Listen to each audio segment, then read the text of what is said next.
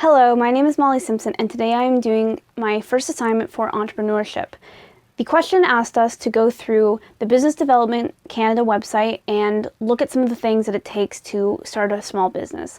So I would like to put those into 4 different categories. First being considerations, the other being opportunities, third being special interest, and fourth being skills that I have. So I'm going to start with considerations first. First consideration that I found was differentiating oneself from other businesses. So focusing on your strengths, don't focus on lowering the prices, and think of what the customer wants. And I thought that those were all very good things to keep in mind going into a business, especially since I kind of want to do a photography business. And so I'm kind of having a hard time figuring out what makes me different from another photographer. So I'm going to have to keep that in mind going forward and trying to find that thing that makes me different.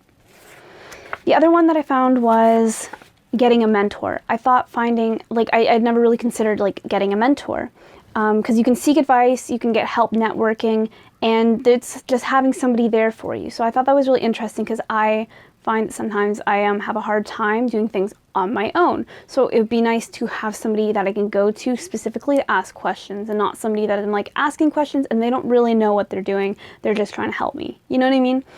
The other thing that I found for considerations was putting personal investments, and this seems so self-explanatory, it's something that you should think of, but it never really crossed my mind in that way. But putting your own money on the line to try to start up your business, maybe getting equipment in the case of a photography business, maybe getting background equipment. This behind me right now is a sheet for my bed. So maybe if I was trying to do an actual professional grade photography business, I might want to maybe get something that's not a sheet from my bed for a background. The other consideration being finding an audience. You want to try to find the audience that will work best with you, or something that you can reach with them. And that kind of goes into differentiating yourself, what makes that audience come to you. So I just thought that was something to keep in mind too for a consideration. Going into opportunities and procedures, I thought this one was really, really interesting. But term loans, they had on the website that they had under a year old businesses could go for this one, and then they had ones that were a year and older up to a certain point, another one, and then other older businesses could also get term loans. And so obviously I looked through the first year term loan, and you can get up to $60,000 collateral-free loans for a 5-year term, and in the first year you're only paying interest. Then you can also sign, it also makes you sign up for a mentorship for 2 years, which I thought was interesting.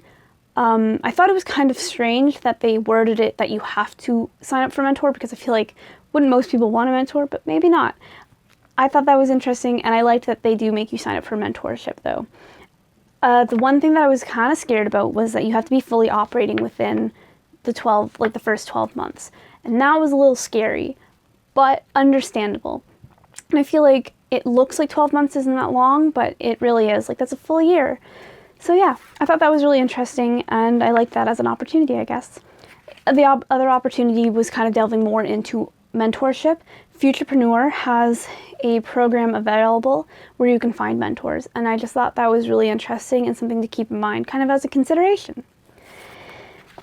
Going into my skills, I looked through a lot of different skills, but there were 4 specifically that kind of resonated with me most, and that would be, first, need for achievement.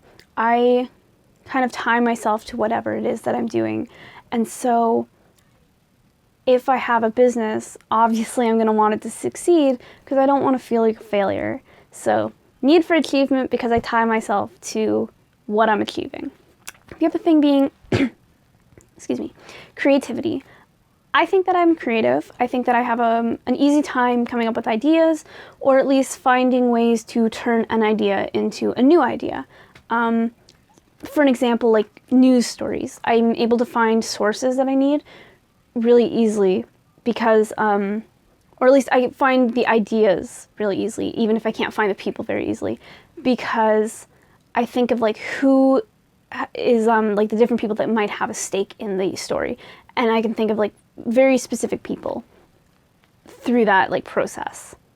The other one being attitude towards failure. Obviously I don't like failing, but when I do fail, it hurts for a little bit, but I'm able to move on from it. It's not an utterly destroying moment for my entire life that I'm going to think about. I mean, I'm going to think about it, but I'm not going to be completely destroyed by it. I'm able to find like a new route around that. And I think that I'm a generally enthusiastic person. So I think that those were the 4 that I mostly felt suited me. And finally, things that sparked my interest were kind of pieces of advice that entrepreneurs had given.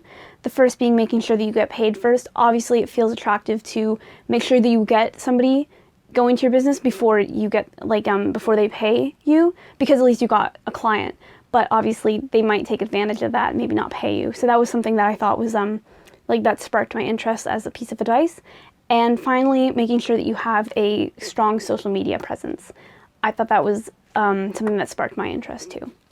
So that was my research through the BDC website. And yeah, I don't know if I would feel that I have an entrepreneurial spirit, but I do think that on a smaller scale, maybe I do. So thank you for listening, and I hope you have a great evening.